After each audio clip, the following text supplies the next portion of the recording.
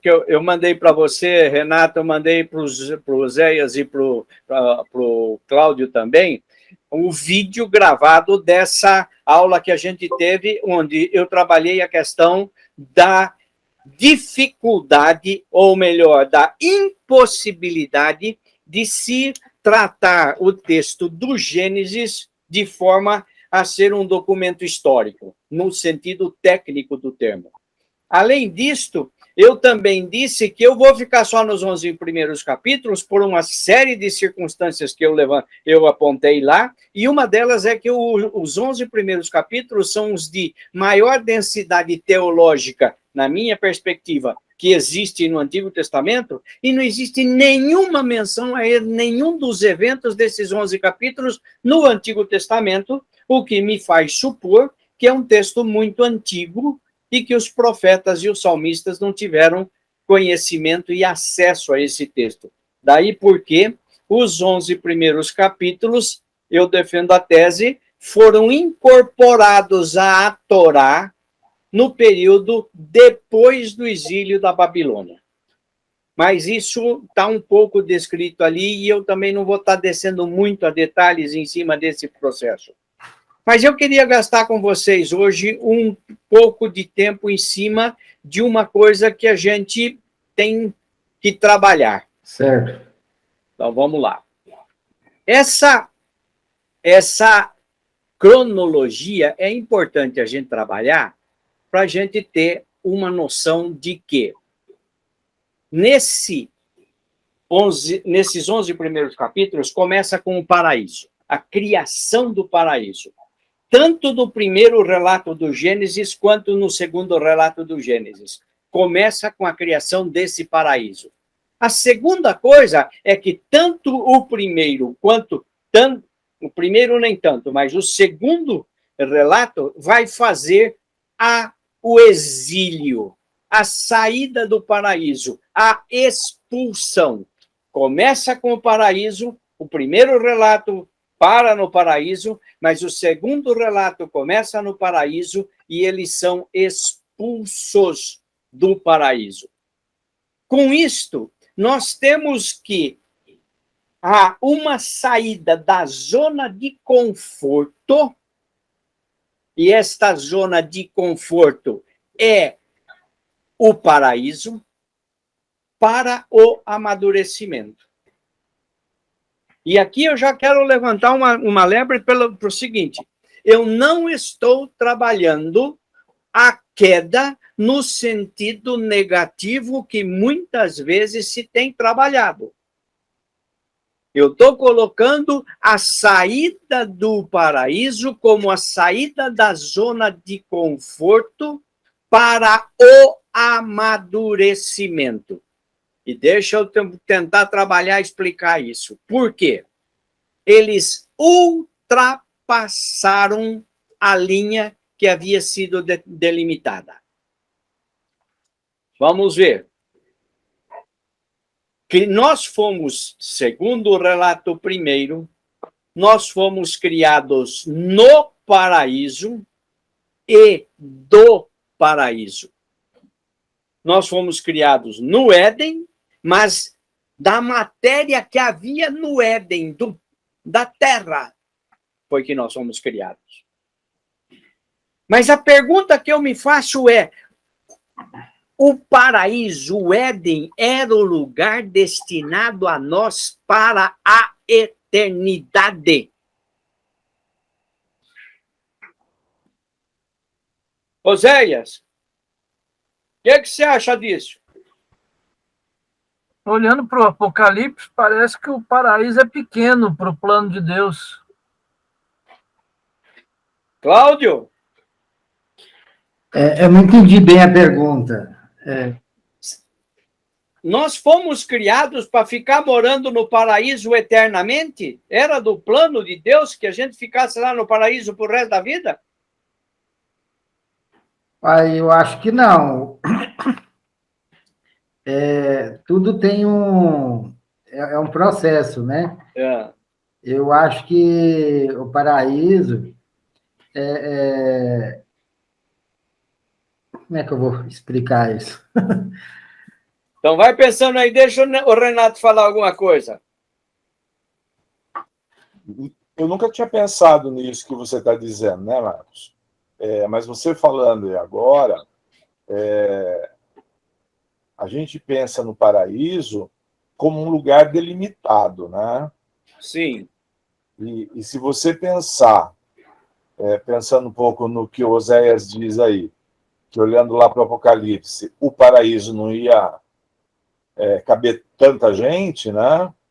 E pensando um pouco no planeta Terra, tal qual ele é na sua existência corpórea e tal, eu estou aqui confabulando que talvez o paraíso ele fosse mais extenso do que a gente pode imaginar. Então, deixa eu colocar aqui para vocês mais alguma coisa. Lá tem uma ordem para... Eu busquei as versões, eu tenho isso. Crescei e multiplicai-vos. Esse crescer é no sentido de amadurecer, de envelhecer. E a pergunta que se coloca é: o Adão e a Eva foram criados para serem eternos ou no DNA deles já havia o germe do envelhecimento e da deterioração?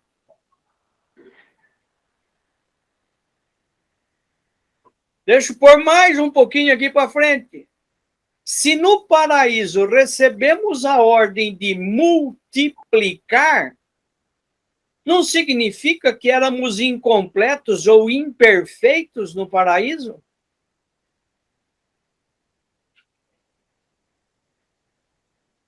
Cláudio?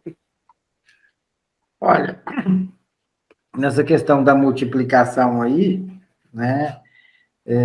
Eu penso assim, que Deus, ele fez o homem, né? Agora, o fator do crescimento, né? Ele deixou com o homem, né? Da multiplicação, né? Então, veja, se multiplicasse, daqui a pouco o Éden ia ser pequeno, como Oséias falou. Vamos mais para frente um pouquinho aqui. Não seria o crescimento um indicativo de que o paraíso não é lugar eterno, porque é zona de conforto? Há amadurecimento nas zonas de conforto? O cara que senta e fica esperando o tempo passar, esse cara vai ser o que na vida? Era esse o plano de Deus para Adão e Eva?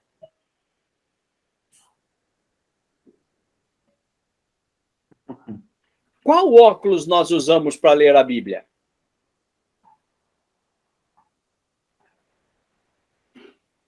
Há muitas formas de se ler o texto da criação, e aqui está uma delas. Há dois relatos. Há versões no livro do Gênesis para o início das coisas. A primeira, Gênesis de 1 a 2, 3, e a segunda vai de 2, 4 até Gênesis 2, 25. São duas histórias.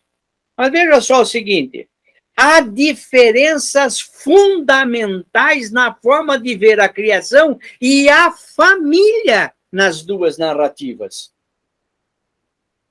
A percepção dessas diferenças enriquece a forma de entender o casamento e a família. E isso é uma coisa que eu perguntei muitas vezes para aluno de primeiro ano, porque aluno de primeiro ano chega sabendo tudo. E a maior obra que eu tinha era vamos assim, romper os círculos ideológicos. E eu perguntava para eles, qual dos dois relatos, o primeiro ou o segundo, é o verdadeiro? Por quê? A leitura do primeiro relato nos dá o seguinte esboço: havia um caos, ordenamento do caos pela intervenção divina, haja luz, haja isso, haja aquilo, a implantação de toda a infraestrutura necessária à vida humana e, como ato último, a criação do casal primeiro. Os dois no mesmo dia, do mesmo jeito, com o mesmo selo, com a mesma dignidade e com a mesma missão. Aí, então, nós temos agora esse caos, esse ordenamento, essa infraestrutura e o casal. Essa é a ordem do primeiro relato. Agora, veja, o primeiro casal, ambos são criados, como eu disse, no mesmo dia, da mesma forma, com o mesmo selo, com a mesma bênção e com a mesma missão. O segundo relato. Diferentemente do primeiro, há particularidades nesse segundo relato. Havia o caos, não havia brotado arbusto nem plantas, era nada. Deus cria o homem, varão. Deus cria a infraestrutura para a vida humana do homem, varão. Deus vê que o homem está só e que isto não é bom. Diferentemente do primeiro relato, que tinha ali, como o Oséias falou na reunião passada, tinha até um refrão do cântico da poesia. E viu Deus que era bom, e viu Deus que era bom. Tá? Deus fez passar os animais à sua frente para ver que nome daria. Deus não encontra companhia à altura do homem. Cria o homem, cria infraestrutura, não tem companhia à altura e caos, criação do homem, infraestrutura e nome aos animais. Essa é a ordem aqui. E não há companhia. Agora ele criou, constatado que não havia companhia à altura do homem, que olhasse nos olhos, a Keneg do lado hebraico, Deus decide criar a mulher para ser auxiliadora. Veja, interessante que esse Deus do segundo relato é um Deus que conserta o que ele fez. O do primeiro relato, tudo estava bom, excelente e maravilhoso. O do segundo relato, espera aí. Me escapou uma coisa aqui. A Kenegdo é a outra que olha nos olhos. É a outra que responde à altura. Por isso, entre os animais não havia nenhum que pudesse fazer companhia, porque eles não respondiam. A outra que é igual, mas é diferente. Ela é igual em dignidade, ela é igual em missão, ela é igual em bênção, ela é igual, mas ela é diferente. E essa igualdade na diferença é fundamental para entendermos este segundo relato. E a Kenegdo é a outra em oposição positiva. Cláudio, quantas vezes você quis fazer uma coisa e tua mulher falou não, e ela deu contra o que você queria fazer? Hã? Oséias, isso já passou com você? Não, aqui não, cara. Nunca, né? Renato, e com você? Mas assim... Acontece diariamente. E o que é pior, muitas vezes a gente tem que dizer, você tem razão. Aham. O que você ia falar, ô Cláudio? Mas é igual na política, a oposição é bom, né?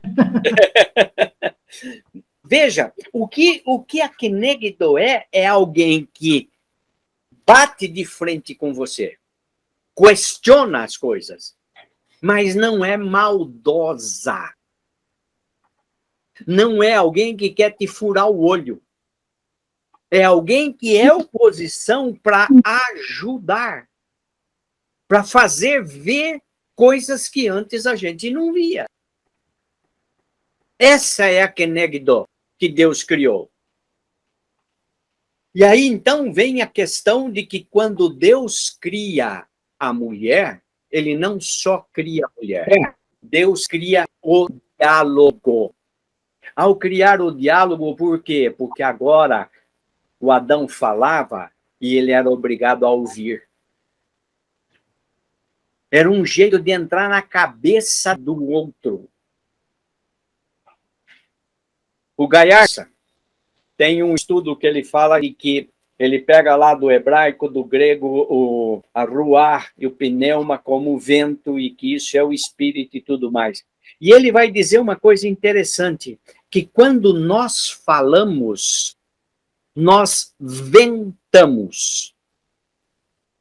Nós colocamos para fora o nosso pneuma. Que falar é um jeito de expirar o nosso espírito. E aí vem o Zé Lima que vai dizer, esse vento é sêmen. É um sêmen que entra no ouvido e engravida sonhos na mente. Então, veja, muita gente já falou sobre o que é a Imago Dei. Você vai, tem 314 explicações sobre isso. Mas a melhor, para mim, é que a Imago Dei é a capacidade de falar, de conversar.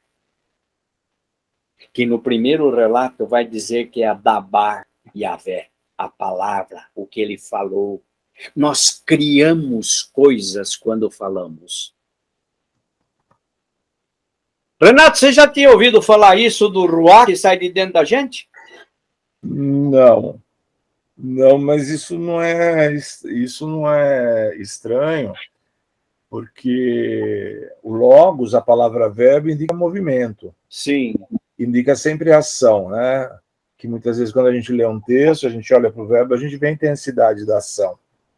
E, então, quando você fala isso aí da ruá, é uma ideia que, para mim, está muito próxima daquilo do logos, né? Sim. Do movimento, né? Exato. Você, Oséias? Essa imagem do hebraico é muito rica, cara. Ele tem multifacetas que não dá para a gente pegar. Essa que você colocou da gente soprar o outro é muito interessante. Não sabia disso, não. Uhum. Cláudio? Eu também, é muito interessante, né? É vivendo e aprendendo. Então, vamos lá para frente. Quais são as implicações teológicas dos dois relatos? A criação do ser humano é obra máxima da criação. É a opus magna Dei. Ela ocorreu no primeiro relato como um ato último da criação. No segundo relato, como um ato primeiro e último da criação. E os dois relatos vão dizer da centralidade do ser humano no processo criativo. A criação foi feita para o ser humano. Mas este ser humano tem uma responsabilidade de cuidar deste jardim que Deus deu. E isso é anterior à queda. Mas vamos para frente. Quando Adão falou aos animais, foi uma fala monológica. Passaram à frente e ele deu nomes, mas não houve resposta. Essa história vem logo depois da declaração de que não é bom que ele esteja sozinho. E vem depois essa constatação. Não se achava ajudadora que fosse a sua outra metade. Marcos, que versão é essa que você está lendo aí? Eu tenho a impressão que é a nova tradução... Na linguagem de hoje. Não, ou linguagem de hoje, ou é a tradução... uma nova que saiu... Que literalmente, como está aí, até coloquei no chat, é da NTLH. E é uma leitura com um óculos helênico, de que eu estou procurando a outra metade, né, do Aristófanes. Sim. Lá. Bom, como diria já o célebre filósofo italiano, traduttore e traitore. Cada um de nós, ao traduzir, põe o seu óculos para fazer isso. Mas vamos lá. Ele precisava de alguém para fazer companhia. E Deus fez essa companhia na figura da Quinegdo. Nomear animais foi uma atividade monológica. Os animais não estavam à altura de responder. E aí vem, a fala monológica é narcísica. Quem fala e não ouve, ele quer mostrar-se ao mundo. Ele não considera o outro. Ele é o... Veja só o seguinte no palco, o cara que faz um monólogo. Ou você presta atenção nele ou você vai embora. A fala monológica é a tentativa de ser maior que Deus. Porque mesmo no relato da criação houve diálogo na Trindade. Façamos. E aí vem uma coisa para a gente pensar. Enquanto Adão estava sozinho, ele não tinha consciência de que ele existia. A consciência da nossa existência se dá no confronto com o outro. O eu sozinho no mundo, ele não sabe que ele existe. Foi quando Adão viu o outro, e ele falou, pera, que é isso? Opa, eu também sou. Se ela é, eu também sou. Então, essa relação do eu-tu é fundamental para um processo de tomada de consciência. E essa tomada de consciência está no falar e no ouvir. O eu e o tu é o encontro, e aqui todo encontro é o encontro de um eu com um tu. E para isso é que nós não podemos ficar sozinhos. Porque eu preciso do tu para saber que eu existo. O eu diferente do tu é sempre diferente. Não existe um eu e um tu iguais. Por isso, a Kenegdo é diferente. Por isso, o outro sempre é diferente. Por isso, o meu relacionamento com a alteridade, que é o outro, me faz sentir que sou alguém. A minha identidade, ela está no meu relacionamento com o outro. Por quê? Eu nunca tinha entendido isso direito, depois de ter lido Martin Buber, que dá um pouco dessas ideias, até o dia que eu entrei num elevador, num hotel que eu estava hospedado, e pela primeira vez na minha vida eu conseguia olhar para frente, e olhando para frente eu conseguia ver a minha lateral e ver as minhas costas, por causa do jogo de espelhos que tinha. Renato, aquilo para mim foi assim, uma revelação que nem de profeta. Pela primeira vez eu comecei a prestar atenção que eu não me conheço, eu nunca vi minha orelha, a não ser mediada por um espelho. Eu nunca vi minha testa, meu pescoço, meu queixo. Quem me vê por inteiro é o outro. E o outro tem muita capacidade e habilidade para dizer quem eu sou, porque ele me vê por inteiro, eu me vejo parcialmente. Daí porque a criação da Kenegdo e a criação do diálogo é fundamental para entender o processo da criação, porque o processo da criação é um processo de autoconhecimento. A comunicação é, então, um eu que fala para um tu para a construção de um nós. Porque toda comunicação tem esse objetivo, que nós nos entendamos.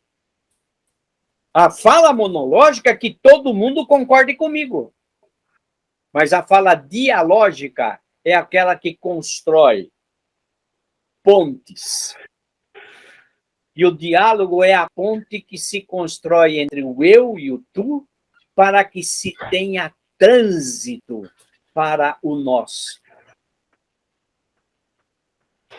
E isso se dá na comunicação, isso se dá no confronto positivo com a diferença, com a oposição. Então a gente poderia dizer que essa ruptura aí do homem com o jardim é porque esse diálogo ficou prejudicado. É isso? Deixa eu pensar um pouquinho, Oséias, o que você acha? O diálogo ficou prejudicado com a saída do Éden? Essa é a leitura do Gênesis 3 que a gente tem, né? É a ruptura interna, externa, com tudo e todos. Então, Renato, deixa eu segurar um pouco aí, porque eu vou dar uma outra interpretação para esse negócio do pecado original, viu? Vamos lá. O Éden das nossas vidas. A mulher tem 2 ovários, 2 trompas, que alimentam um paraíso que é o Éden. E é nesse Éden que nós somos criados do paraíso e no paraíso. O dilema da vida, então, há um imperativo na criação: crescer. Crescer significa obedecer à ordem, significa ser expulso, significa mudar, significa transgredir. E deixa eu colocar aqui para vocês uma coisa. Qual é a coisa que o Gênesis diz que foi o pecado da Eva? O desejo de ser igual a quem? Deus. A Deus. Deus era o Criador. Qual é o desejo do ser humano? Criar. Quando está no ventre, é crescer para ser igual à mãe. Existe uma tentação inata de crescer, e à medida que cresce, existe um momento que tem que cair fora. E aí, então, você tem o marido, a esposa, você tem um lar, e os lares que recebem água do marido, recebem frutos do marido, da esposa, e vivem nesse Éden que deve ser o lar. Onde existe diálogo, onde existe apoio, onde existe fraternidade, onde existe proteção. Só que, nesse paraíso do útero, onde a gente não precisava trabalhar, onde a gente não precisava fazer nada, onde a gente era protegido, nós caímos na tentação de crescer e ser igual à nossa mãe. E o crescimento gera expulsão. Saindo do paraíso para um novo paraíso, o nascimento é traumático. E não é à toa que nós nascemos chorando. Lembro-me de haver lido algumas considerações sobre o choque térmico do nascimento. Sai de uma temperatura de 36,5 e se defronta com uma sala, muitas vezes com ar-condicionado, de 23, 24 graus. Ele sai do paraíso e vem para um novo paraíso, avançar, crescer, vem de um verbo lá atrás, do latim, gredere,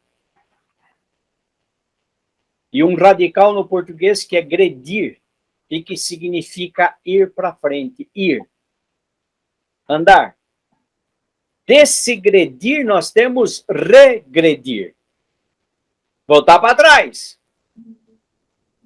Nós temos o progredir, que é ir para frente. Nós temos o agredir, que é fazer parar. Nós temos o transgredir, que é ir além. Ir além.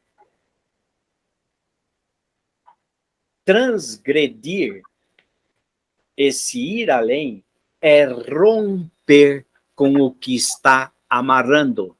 Oséias, tem aquele negócio da curva em curva U, quantas teorias na área do comportamento humano tem num sentido de fazer o sujeito sair de onde está e assumir uma coisa nova. Quando se trabalha com gerenciamento de mudanças, qual é a maior dificuldade que a gente tem? Romper com o passado, com as práticas, com os vícios. E vamos para frente mais um pouquinho aqui. Essa fecundação que se dá traz dentro dela, inato, o desejo de crescer. Esse crescer é tentação, é necessidade, é ir além. E por isso é transgressão. Se um feto não cresce, ô dor de cabeça. A cada 2 meses tem que ir lá fazer um pré-natal e vão medir, não sei o que, coisa tal, para ver se está crescendo. Porque se não crescer, está errado. O crescer está em nós. Nós saímos pequenos. Só que ao sair pequenos, a segunda narrativa é a narrativa do crescimento humano. Nascemos por expulsão e vamos crescendo até o momento em que perdemos a ingenuidade infantil e nos descobrimos nus e diferentes. Perceba aqui uma coisa, a nudez não é por causa do pecado, a nudez é porque nós crescemos. Quando nós crescemos, e quem já teve filhos e quem já teve netos vai perceber que há um momento em que eles se descobrem nus. E a partir daquele momento eles começam a se vestir.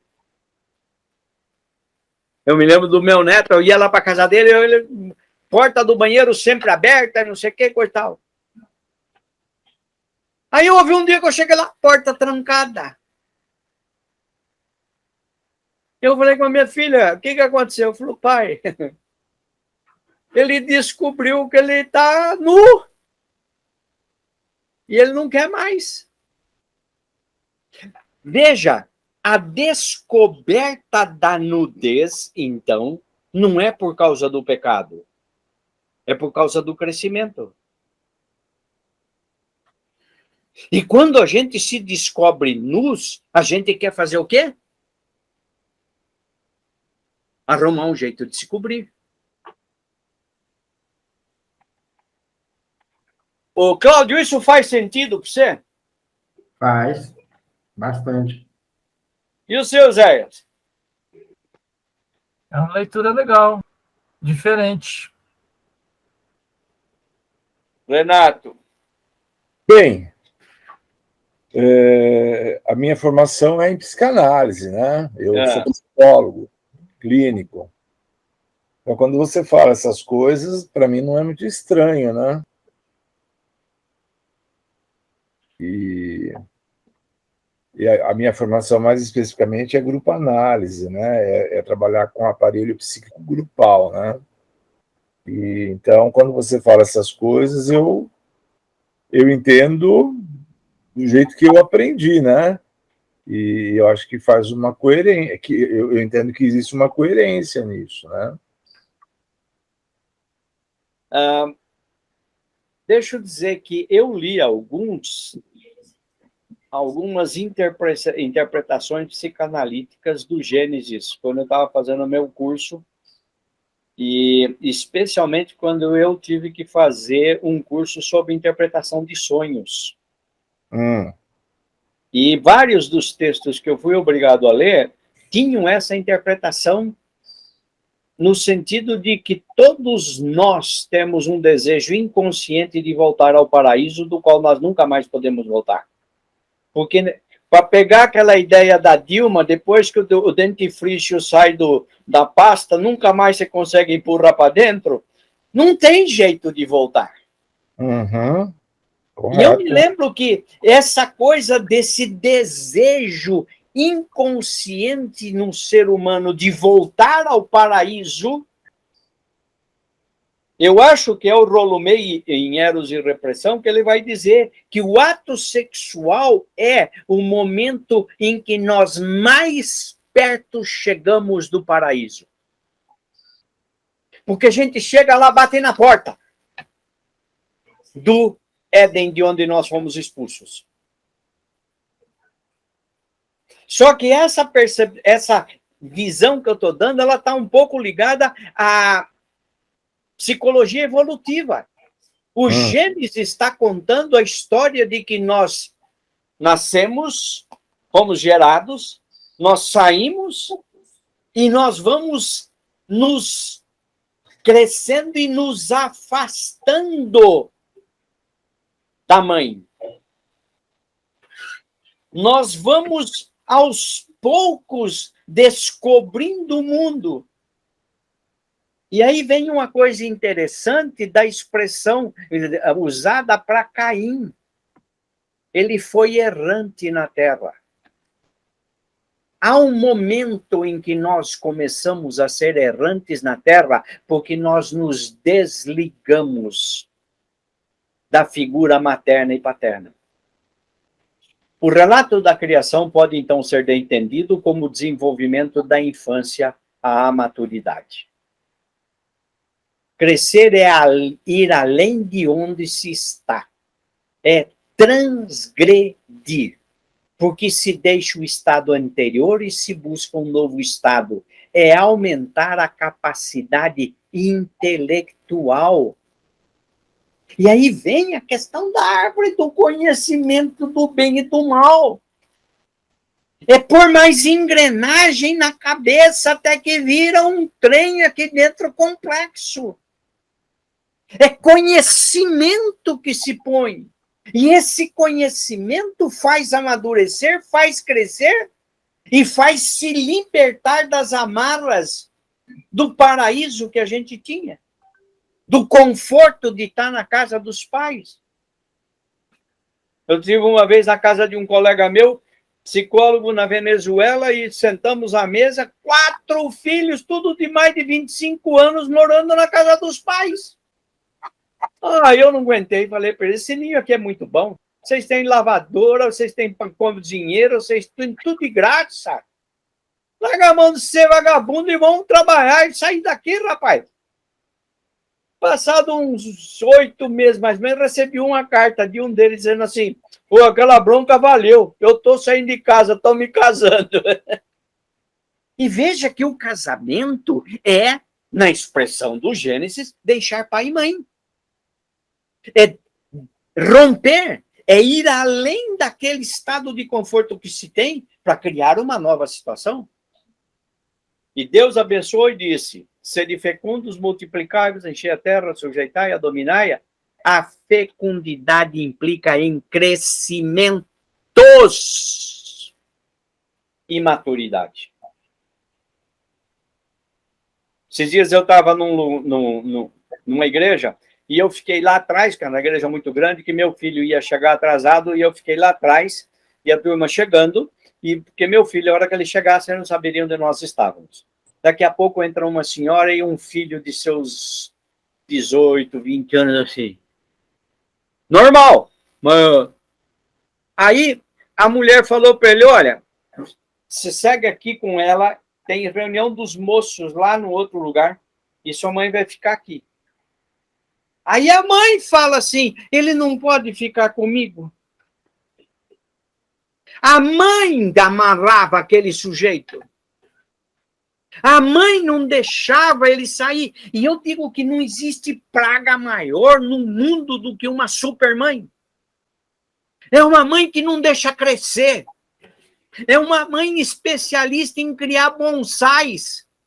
O filho tem 35 anos e está desse tamanhinho. Não é esse o projeto de Deus para o ser humano? A transgressão é o ato que nos tira da zona de conforto e gera abundância. Se você não se transformar, nunca vai voar.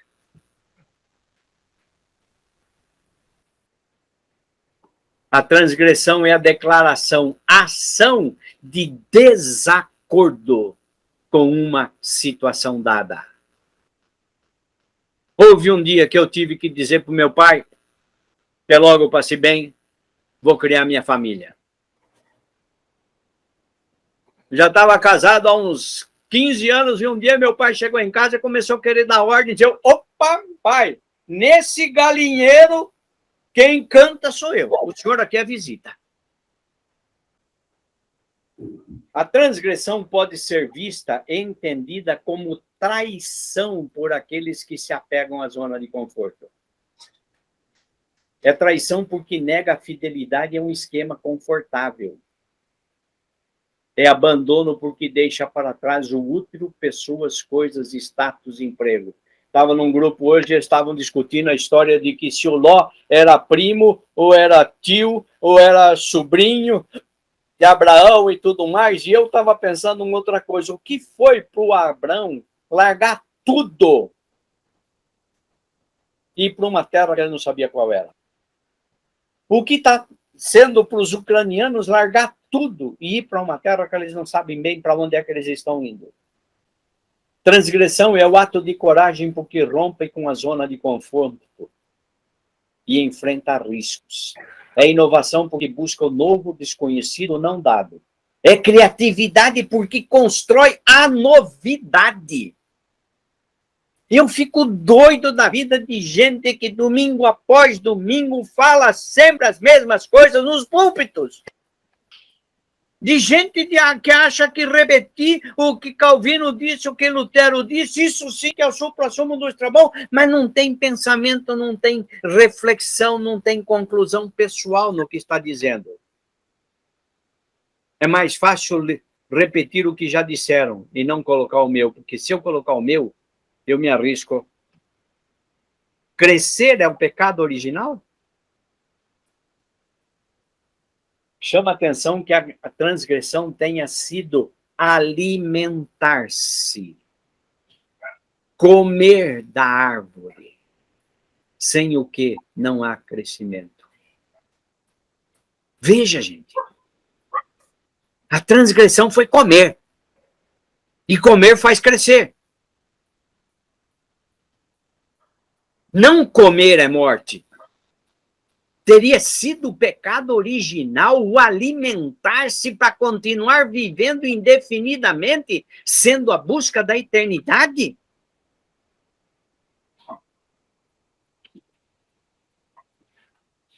Aí, ó, a criança aí, ó. Veja só a sofreguidão dela em querer comida. Ó.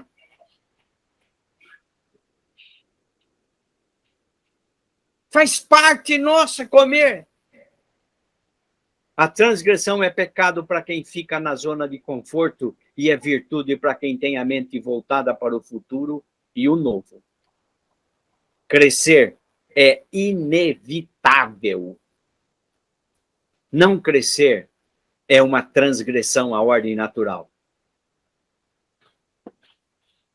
A história bíblica é a história das transgressões que geraram mudanças, que nos tiraram da idade da pedra e nos colocaram na era da tecnologia. E aí, eu quero parar um pouco e perguntar para vocês, como é que vocês... Quais as emoções que essa colocação de que o comer é crescimento e o comer foi pecado? Cláudio?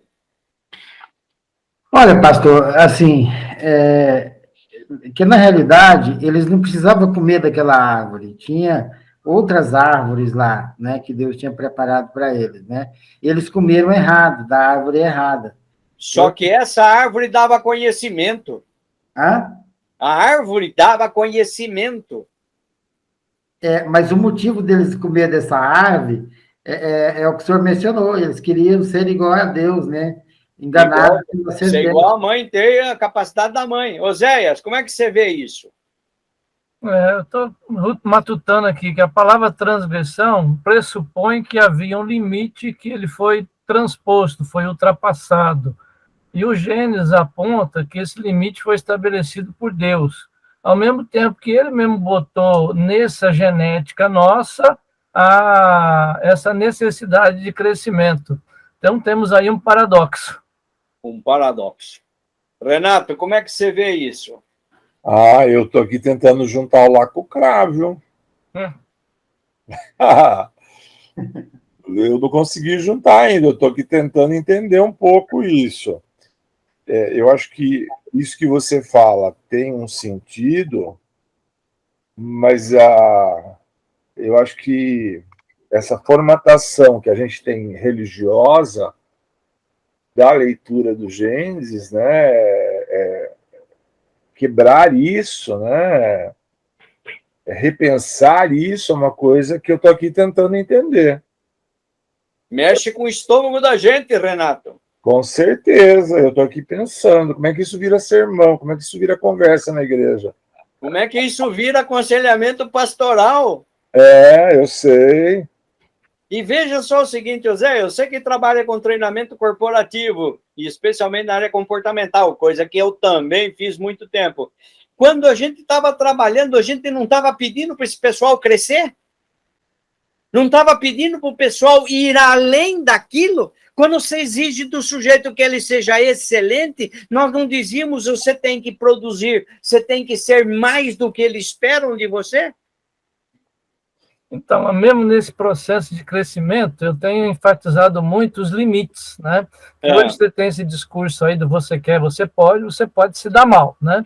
Sim. O ser humano tem limite, a gente tem um monte de gente com burnout aí para testificar os limites. Então, acho que é entender. No caso do Gênesis, também tem um limite imposto. Vamos ver como é que a gente concilia isso aí. Temos coisa para pensar. E depois de ultrapassar desse limite, tem uma consequência no Gênesis 3, que é aquilo que eu falei, a morte, né? Morrendo, morrerás. Como é que encaixa com isso? Em vez de crescer e viver, eu vou morrer aos poucos, né? A pergunta que nem você botou nos gráficos aí, eu estava olhando, né? O crescer é natural e o envelhecer também. Sim. Estava no plano original de Deus envelhecer e morrer, né?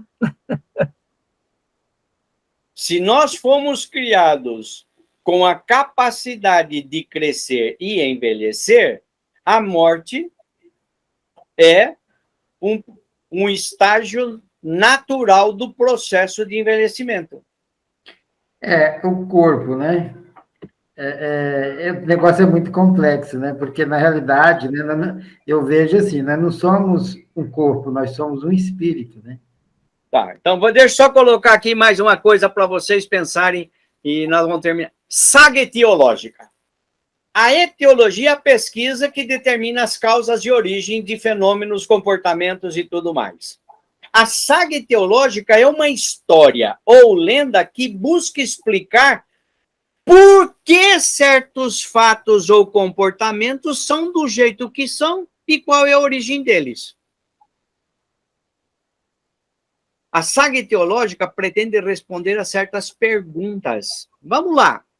Por que o ser humano tem o desejo inesgotável da busca da felicidade?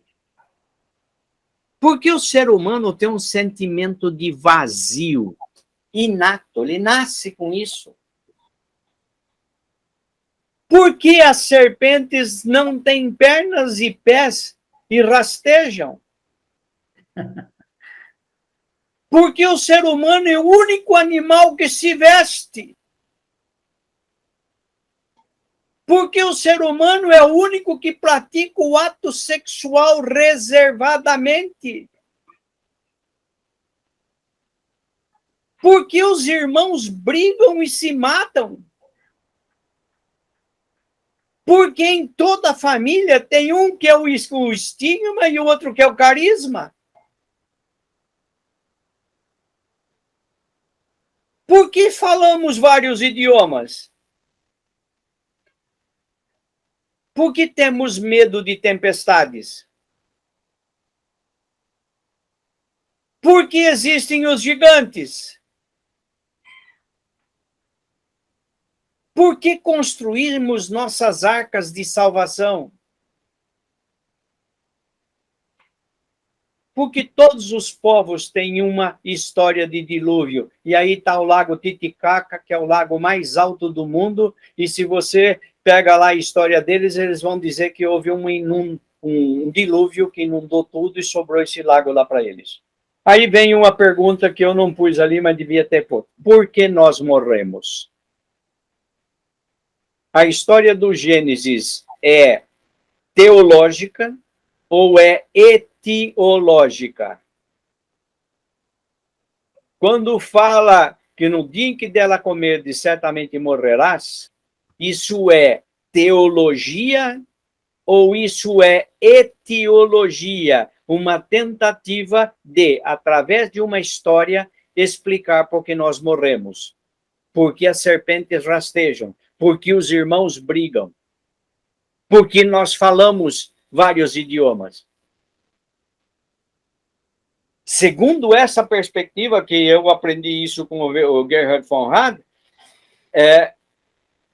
essas histórias do Gênesis são histórias que buscavam explicar e responder às perguntas das pessoas sobre questões do dia a dia nosso. Mas essa é a função do mito, da mitologia. Sim. Que são explicações que respondem para aquele momento, mas que depois de um dado momento elas não servem mais como resposta. Né? Eu preciso atualizar, preciso fazer um download aí para ver se a história atualiza, né? Ô, Renato, eu não quis chamar isso de mito porque as pedradas viriam. Não, tranquilo. É que eu usei mito porque eu não tinha outra palavra. Não, mas é verdade. O mito é toda a história onde há a participação dos deuses. Uhum. E você tem isso no Gênesis. Você tem isso na Arca de Noé. Você tem isso na Torre de Babel. Pastor, É interessante que eu estou pensando aqui, né? O que Eva queria, o mundo que é hoje, é o quê? Conhecer, ter conhecimento, né? Porque não é árvore do conhecimento do bem e do mal. O que nós estamos falando aqui? Os porquês. Nós estamos querendo algo, né? E entender, até hoje nós estamos querendo entender a razão de certas coisas. Mas nossas. isso só glorifica a Deus. Tem coisa que é só Ele mesmo. Agora, não são estas as respostas que hoje nós sabemos são verdadeiras, no sentido de dizer a serpente rasteja porque foi amaldiçoada. Então vai ter gente, como esses dias, acho que foi no Fantástico, uma mulher que disse que uma tartaruga falou para ela comprar aquela fazenda. E aí nós vamos ter as histórias de gente aqui em Barão Geraldo, em Campinas, tem uma festa do boi falou, porque o dono da fazenda queria que o boi trabalhasse no dia de Sexta-feira Santa, e o boi falou para ele que não ia trabalhar porque era dia santo. Ei, pastor, e como que o senhor vê essa questão de Deus falar? Aí já é outro departamento, Cláudio. Aí é outro detalhe. Eu ia falar do Gênesis já. Daí nós vamos ter que entrar lá, entrar por a questão dos profetas e tudo mais. Segura aí, compadre, que esse vai ser um outro curso, tá? Eu entendo que isso daqui é como se fosse um soco na boca do estômago. Vai dar uma embrulhada, vai mexer, mas eu queria que vocês pensassem, trabalhassem e tudo para a gente na semana que vem voltar e trabalhar mais em cima do Gênesis, o que significa essa história toda. Ok? Correto. Renato, muito bom tê-lo aqui conosco. Oséias, muito bom ter você aqui com a gente. O Cláudio, troca o nome seu aí, porque você está parecendo como Érica Pereira aqui, Cláudio. A esposa do meu filho mudou. Ah, tá. E agora que eu vi. Então, tá bom. Gente, uma boa noite a todos vocês. Eu vou trabalhar e editar esse vídeo e depois eu mando para vocês, tá bom?